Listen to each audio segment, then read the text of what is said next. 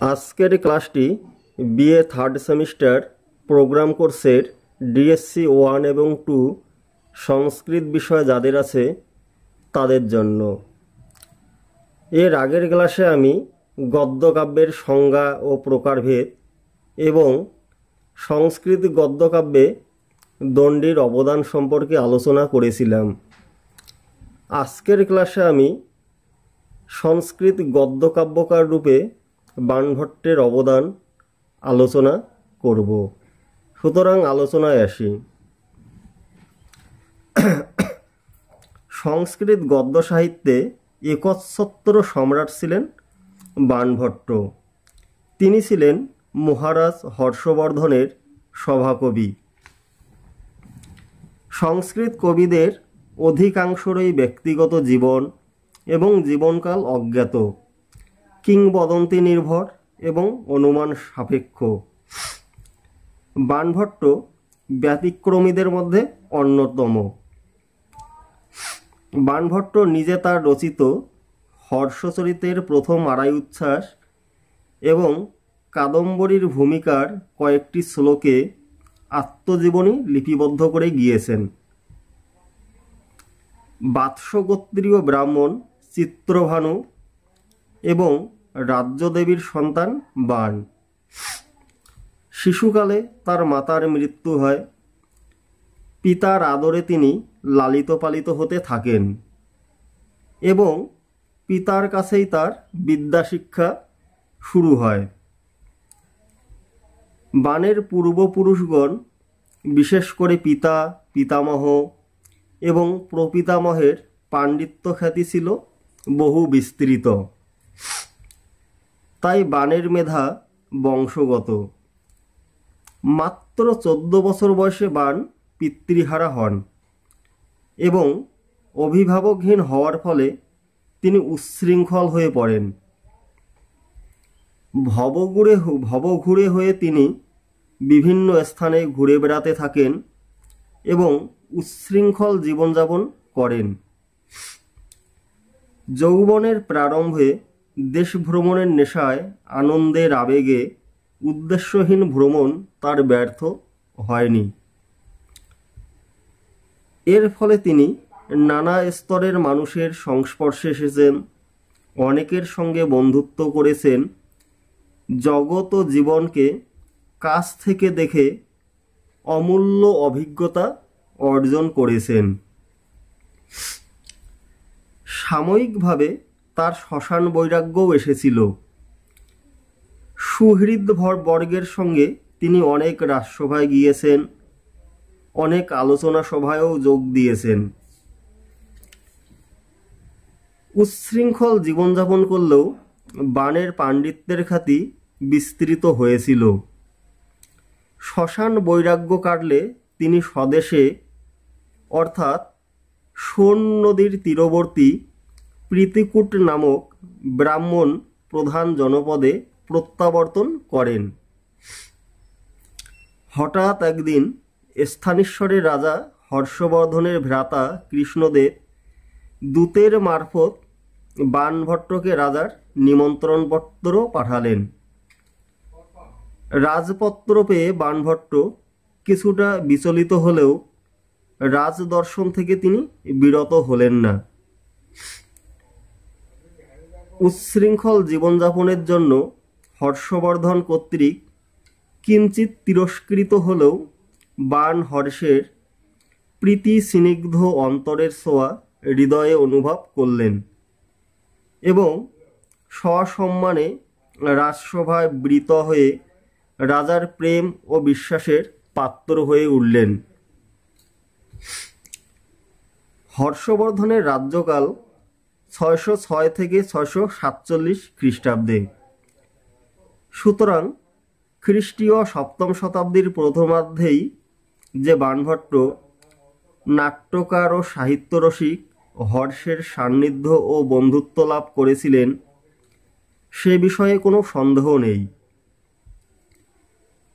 বাণ তার পূর্ববর্তী এবং সমসাময়িক ভাস, কালিদাস, প্রবর সেন, ভট্টার হরিশ্চন্দ্র প্রমুখ খ্যাতকীর্তি কবি মনীষীদের সশ্রদ্ধ উল্লেখ করেছেন। আবার উল্লেখ করেছেন গদ্যকাব্য বাসবদত্তারও।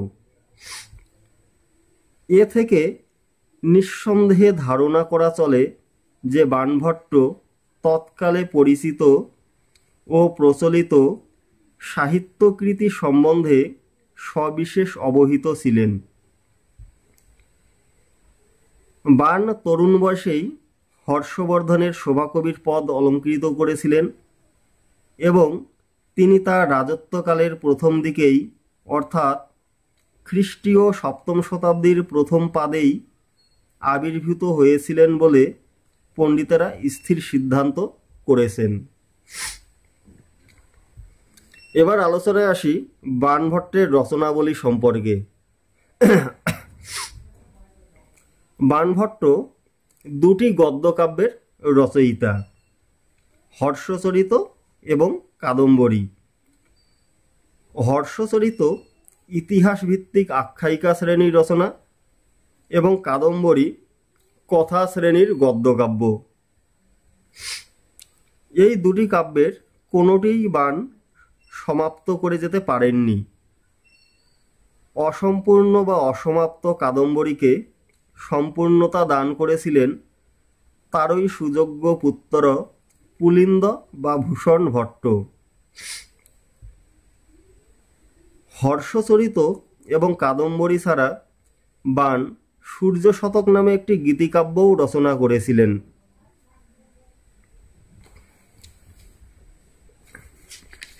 এখন আমি আলোচনা করব হর্ষচরিত গদ্যকাব্যটি সম্পর্কে। বাণীর বরপুত্র মহাকবি বাণভট্ট হর্ষচরিত গ্রন্থ রচনার প্রথম আড়াই উচ্ছ্বাসে আত্মচরিত বর্ণনা করেছেন। এরপর হর্ষবর্ধনের কথা ব্যক্ত করেছেন। হর্ষচরিত এর মোট উচ্ছ্বাস 8টি। স্থানেশ্বরের রাজা পুষ্পভূতি, তার বংশে মহাপ্রতাপশালী রাজা প্রভাকর বর্ধন। প্রভাকর বর্ধনের 2 পুত্র, রাজ্যবর্ধন ও হর্ষবর্ধন, এবং এক কন্যা রাজ্যশ্রী।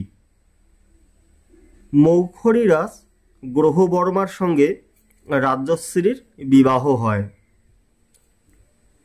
প্রভাকর বর্ধনের মৃত্যুর পর মালবরাজ দ্বারা গ্রহবর্মা নিহত হন এবং রাজ্যশ্রী কারারুদ্ধ হন।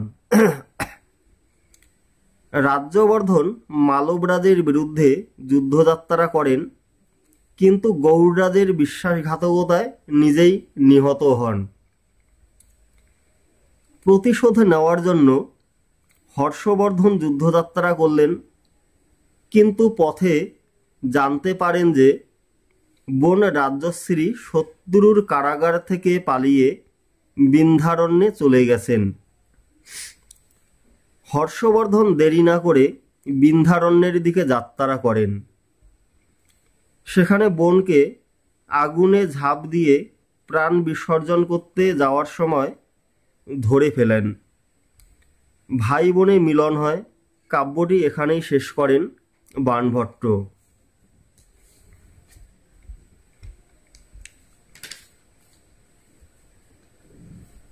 এই স্থলে মনে রাখা উচিত, হর্ষচরিত গদ্যকাব্য হলেও প্রকৃতপক্ষে এটি ঐতিহাসিক কাব্য। ইতিহাসকে আশ্রয় করে কাব্য রচনার প্রচেষ্টা হর্ষচরিতেই প্রথম দেখা যায়। এই দৃষ্টিকোণ থেকে হর্ষচরিতের গুরুত্ব অনস্বীকার্য। তবে যথার্থ ঐতিহাসিক রচনা কিন্তু হর্ষচরিত নয়। স্থানেশ্বর রাজবংশের যথার্থ ইতিহাস রচনার তেমন কোনো আগ্রহ বাণভট্টের ছিল না, যতখানি আগ্রহ ছিল তার কাব্য রচনার। তাছাড়া ইতিহাস রচনার বিশেষ ধারা সে যুগে গড়ে ওঠেনি এবং যে নিরপেক্ষ দৃষ্টিভঙ্গি ইতিহাস রচনার প্রথম এবং প্রধান প্রয়োজন, তাও বাণভট্টের ছিল কিনা সন্দেহ। তাই বাণভট্ট কাব্যই রচনা করেছেন, ইতিহাস নয়। ঐতিহাসিক পটভূমিতে কাব্যের মর্যাদাই প্রতিষ্ঠিত হয়েছে হর্ষচরিতে। ইতিহাসের বস্তুনিষ্ঠা এবং তথ্যপঞ্জির অভাব হেতু ইতিহাস এখানে গৌণ, উপলক্ষ, কাব্যই হলো এখানে মুখ্য। কাব্য হিসাবে হর্ষচরিত নিঃসন্দেহে উপাদেয়। কবিদের নিপুণতার পরাকাষ্ঠা যে গদ্য, সেই গদ্যের সার্থক স্রষ্টা বাণ, আর সেই গদ্যের স্বাক্ষর হর্ষচরিতের সর্বত্র। ভাষার বৈভবে এবং বৈচিত্র্যে কাব্যটিকে তিনি অপূর্ব সুষমায় মণ্ডিত করেছেন। শুধু ভাষার বৈচিত্র্য, শব্দের মাধুর্য ও ঝঙ্কার কাব্যটির একমাত্র লক্ষণীয় বৈশিষ্ট্য নয়, বর্ণনার ও ঘটনার বৈচিত্র্যও হর্ষচরিতে লক্ষণীয়। দিবাকর মিত্রের আশ্রমে সর্বধর্মের মহামিলনের পরিবেশ বর্ণনায় কবির বর্ণনা শক্তির যেমন নিদর্শন মেলে, তেমনই মেলে তার শাস্ত্রজ্ঞানের অশেষ পরিচয়। রাজ্যশ্রীর বিবাহোৎসবের দীর্ঘ বর্ণনা কবি করেছেন। সেই বর্ণনায় ফুটে উঠেছে পথে প্রান্তরে সর্বত্র বর্ণাঢ্য সমারোহের কথা, নৃত্য গীত বাদ্যের সাড়ম্বর উপস্থিতি। যুদ্ধ বর্ণনায় বা সন্ধ্যা বর্ণনায় তার কলাবিদ্যায় পারদর্শিতা সুপরিস্ফুট। প্রভাকর বর্ধনের মৃত্যু ও আত্মীয় স্বজন এবং প্রজাপুঞ্জের ব্যথাতুর হৃদয়ের যে ছবি তিনি এঁকেছেন, তা কোনো মতেই কল্পনার ফল হতে পারে না। তার বাস্তবধর্মিতা স্বীয় অভিজ্ঞতার ফসলই হয়তো। চরিত্র চিত্রণ বা প্রকৃতির বৈচিত্র্য চিত্রণে কবি বাণভট্ট যথেষ্ট কৃতিত্ব প্রদর্শন করেছেন।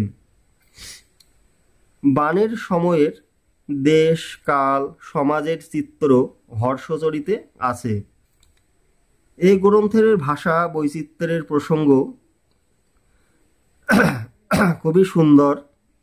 এখানে সমাসবহুল ও যৌগুণ সম্পন্ন ভাষার সঙ্গে সহজ, সরল, প্রাঞ্জল ভাষার সহাবস্থান। এখন আমি আলোচনা করব বাণভট্টের কাদম্বরী কথামুখম গদ্যকাব্যটি সম্পর্কে। এখন আলোচনা আসি কাদম্বরী সম্পর্কে। কাদম্বরী কথামুখম হলো কথা শ্রেণীর গদ্যকাব্য। কাদম্বরী শব্দের অর্থ সুরা বা মদ্য। সুরাপানে মানুষ যেমন আনন্দে বিভোর হয়ে ওঠে, ঠিক তেমনি কাদম্বরীর পাঠকেরাও আনন্দে আত্মহারা হয়। আহারেও রুচি থাকে না তাদের, তাই বলা হয়ে থাকে কাদম্বরী রসাজ্ঞানাম আহারও অপি ন রোচতে। বাণ কিন্তু কাদম্বরী কথামুখম সমাপ্ত করেননি। সমাপ্তির রেখা টেনেছিলেন বাণের সুযোগ্য পুত্র ভূষণ ভট্ট বা পুলেন্দ। এখন আমি কাদম্বরী কথামুখমের কাহিনীটি সম্পর্কে আলোচনা করব। খাঁচায় বদ্ধ এক শুকো পাখিকে নিয়ে এক চণ্ডাল কন্যা একদিন বিদিশার রাজা শূদ্রকের সভায় এলো। এই শুকো পাখিটি মানুষের ভাষায় কাদম্বরীর কাহিনী বিবৃত করে। এ কাহিনী এক অমর প্রেম কাহিনী, যা 3 জন্ম ধরে সংক্রামিত। শুকো পাখিটি তার আত্মপরিচয় দেয় এইভাবে। বিন্ধ্যাটবীর এক বিটপিতে তার জন্ম। জন্মের পরই মৃত্যু হয় তার মায়ের। পিতা তাকে রক্ষণাবেক্ষণ করতে থাকে। একদিন এক নিষ্ঠুর ব্যাধের হাতে শুকো পাখিটির পিতা নিহত হয়। সে কোনক্রমে রক্ষা পায় এবং জাবালি মুনির পুত্র হারিত তাকে পরিপালন করেন। জাবালি মুনি আশ্রমবাসীদের অনুরোধে তাকে তার পূর্বজন্মের বৃত্তান্ত শোনান। জাবালি কথিত বৃত্তান্তটি এই রকম। উজ্জয়িনীর রাজা তারাপীরের মহিষীর নাম বিলাসবতী। শুকনাস তারাপীরের বিশ্বস্ত মন্ত্রী।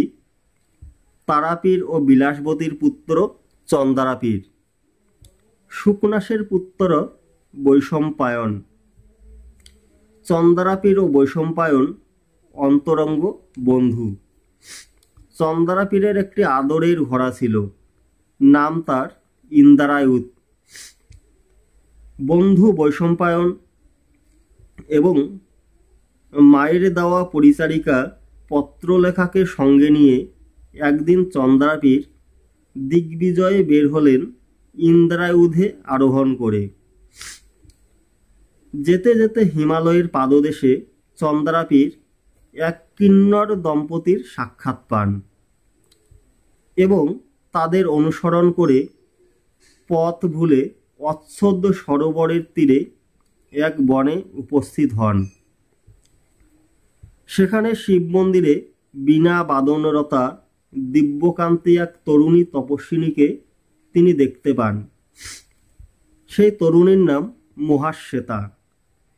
প্রণয়ী পুণ্ডরিকের অকাল মৃত্যু হওয়ার দৈববাণী শুনে আশান্বিতা মহাশ্বেতা তপস্যায় নিমগ্না। এই মহাশ্বেতারই বান্ধবী গন্ধর্ব রাজকন্যা কাদম্বরী। রূপে গুণে অতুলনীয় এই কাদম্বরী। চন্দ্রাপীরের সঙ্গে কাদম্বরীর সাক্ষাৎ হয় এবং দর্শনমাত্র উভয়ে উভয়ের প্রতি প্রেমে আসক্ত হয়ে পড়েন। কিন্তু মিলনের পূর্বেই পিতা তারাপীরের আদেশে চন্দ্রাপীরকে গৃহে প্রত্যাবর্তন করতে হয়। ফিরে এসে পত্রলেখা কাদম্বরীর সম্বন্ধে বলতে থাকে। এ পর্যন্তই বাণের রচনা। সুতরাং বাণের রচনা অসম্পূর্ণ। অসম্পূর্ণ রচনাকে সম্পূর্ণতা দান করেন বাণভট্টের সুযোগ্য পুত্র ভূষণ ভট্ট বা পুলিন্দ। ভূষণ ভট্ট রচিত কাদম্বরী কথার অবশিষ্ট অংশ এই রকম। চন্দ্রাপীর বন্ধু বৈশম্পায়নের অন্বেষণে মহাশ্বেতার কাছে উপস্থিত হয়ে জানতে পারেন বৈশম্পায়ন মহাশ্বেতাকে প্রেম নিবেদন করতে গিয়ে মহাশ্বেতার অভিশাপে শুক পাখি রূপে জন্মগ্রহণ করেন। বন্ধুর এই মর্মান্তিক পরিণতির শোক সহ্য করতে না পেরে চন্দ্রাপীর প্রাণ ত্যাগ করেন। কাদম্বরীও প্রিয়তমের বিয়োগে জীবন ধারণ করতে পারেনি, সেও প্রাণ ত্যাগ করে। এমন সময় দৈববাণী হয় মহাশ্বেতা ও কাদম্বরী উভয়েই আপন আপন প্রিয়তমের সঙ্গে মিলিত হবেন। এই কাহিনী শোনার পর শূদ্রক ও শুক পাখির পূর্ব স্মৃতি জেগে উঠল এবং তারা দুজনেই মৃত্যুবরণ করে শূদ্রক চন্দ্রাপীর রূপে এবং শুক পাখিটি অর্থাৎ বৈশম্পায়ন পুণ্ডরিক রূপে আত্মপ্রকাশ করে যথাক্রমে কাদম্বরী ও মহাশ্বেতার সঙ্গে মিলিত হন। কাদম্বরীর আখ্যানভাগ নিঃসন্দেহে খুব জটিল। এখন আমি আলোচনা করব কাদম্বরী কথামুখম গদ্যকাব্যের কাব্য বৈশিষ্ট্য সম্পর্কে।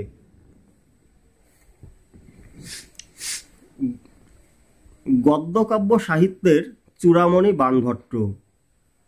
যশ তার গগনভেদী হয়ে দেবলোকে পৌঁছেছে।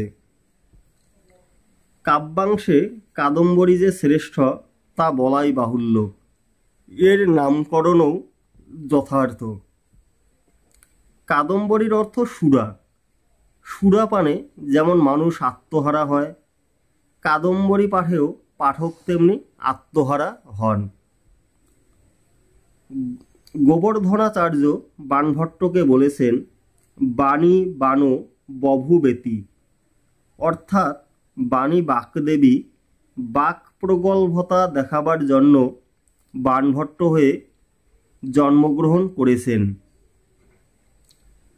আবার চন্দ্রদেবের মতে শ্লোকে অলঙ্কারে অর্থগৌরবে বাণভট্ট যথার্থই পঞ্চানন। তাই তিনি বলেছেন, বাণস্তু পঞ্চানন। এই বাণভট্টের রচনার প্রশংসা বলে শেষ করা যায় না। তিনি যে বাণীর রূপকার তা তার সৃষ্টিকাব্য বহন করে চলেছে আবহমান কাল ধরে। মনের ভাবনার চিত্রগুলি এত বৈচিত্র্যমণ্ডিত হয়েছে, যার জন্য বলা হয় বাণসৃষ্টং জগৎ সর্বম।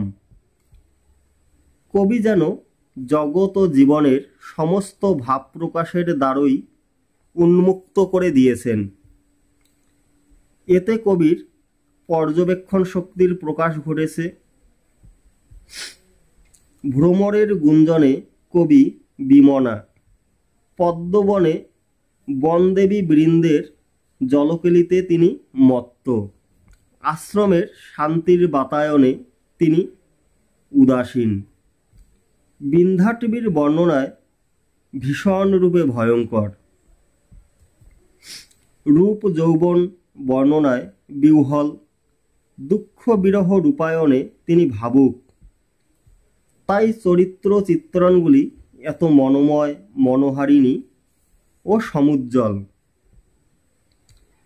গৌড়ীয় রীতিতে গদ্যকে তিনি প্রাণোচ্ছল করেছেন। ওজগুণের প্রকাশে তিনি ছিলেন সিদ্ধহস্ত। লোকে যেমন বলে চাঁদেও কলঙ্ক আছে, সেই রকম ওয়েবার বাণভট্টের সমালোচনা করে তার শ্রেষ্ঠত্বের শিরোপাতে কিছু কালো দাগের কথা উল্লেখ করেছেন।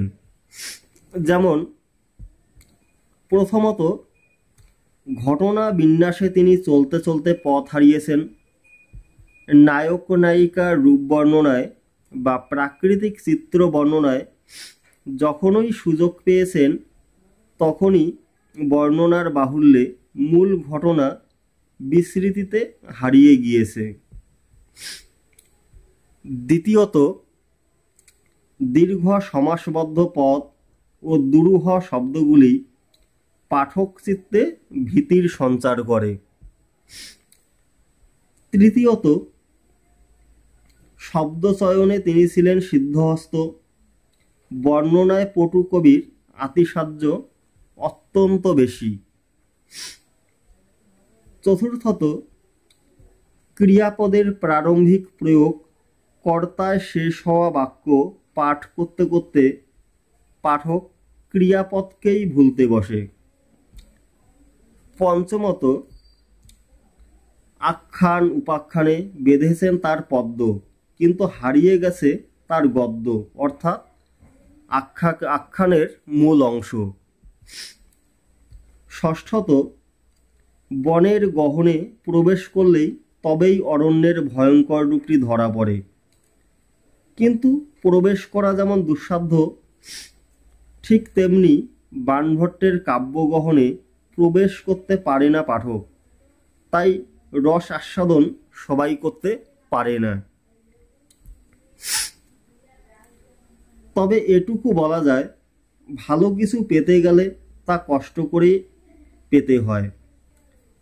হিমালয়ের শ্বেতবর্ণ তুষারের শীতলতার স্পর্শ পেতে হলে দুর্গম পথ অতিক্রম করেই তা পেতে হয়। উত্তাল সমুদ্রে না ভাসলে কি সাগর তার রূপ প্রকাশ করে? ঠিক তেমনিভাবে কাব্যের রস মাধুর্য পেতে হলে কঠিনভাবেই পেতে হবে। অধরা সে নয়, তবে ধরতে হয় একটু কঠিনভাবে। বাণভট্ট সত্যি অদ্বিতীয় তার গদ্যকাব্যে। কাদম্বরী বাণভট্টের অদ্বিতীয় সৃষ্টি। তার সার্বভৌম গৌরব চিরদিন অম্লান রবে সাহিত্য রবিকিরণে। আজকের আলোচনা এই পর্যন্তই।